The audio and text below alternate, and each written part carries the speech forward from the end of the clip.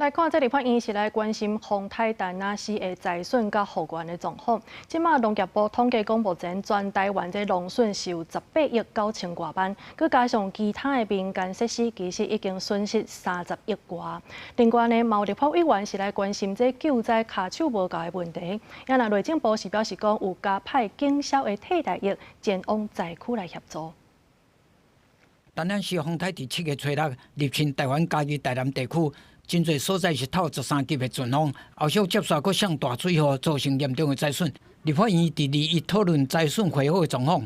根据农业部的统计，农产的损失有到18.9亿，这内底是以香蕉、文旦甲芭乐受损上严重。另外，农产加上民间设施的损失，计共是30.7亿。这次台风之前已经用掉了22亿左右。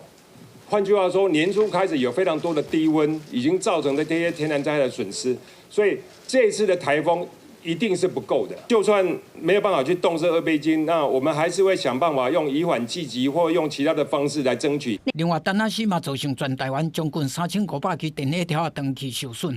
根据台电的统计，灾损上少有10亿以上。毛立委关心讲，台电人员维修过劳的问题，可能会造成危险。台电表示讲，因为伫这个月19拜六暗时9点才全部送电，刷来会全面检讨，以后考虑到救灾的需求，可能会增加较侪卡手。市长，你们做什么帮忙？你们发帆布，发帆布。